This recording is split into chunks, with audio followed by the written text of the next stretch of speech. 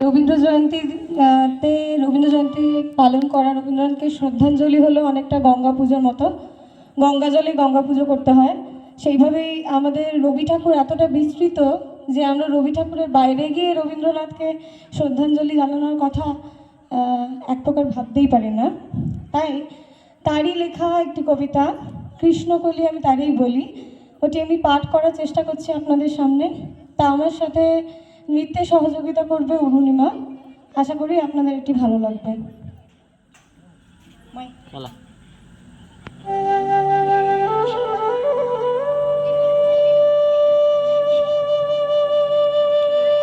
কৃষ্ণকলি আমি তারই বলি, কালো তার বলে গায়ের লোক।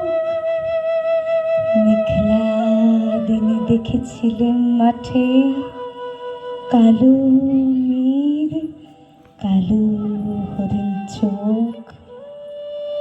ঘুমটা মাথায় ছিল না তার মোটে, মুক্ত বিনি পিঠের পরে লোটে। কালো তার সে যতই কালো হোক, দেখেছি তার কালো হরিণ চোখ। ঘন মেঘে আধার হলো দেখে ডাকতে ছিল শ্যামল দুটি গায়ে। শ্যামা মেয়ে ব্যস্ত ব্যাকুল পদে কুঠির হতে ত্রস্ত এলো তাই।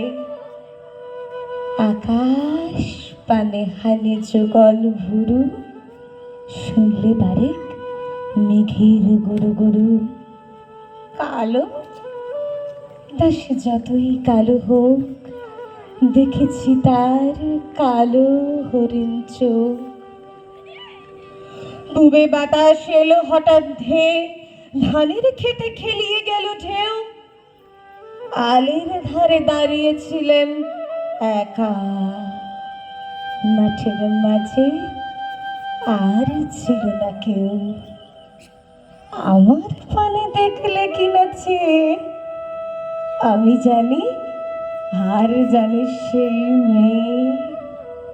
কালো তা সে যতই কালো হোক, দেখেছি তার কালো হরিণ চোখ।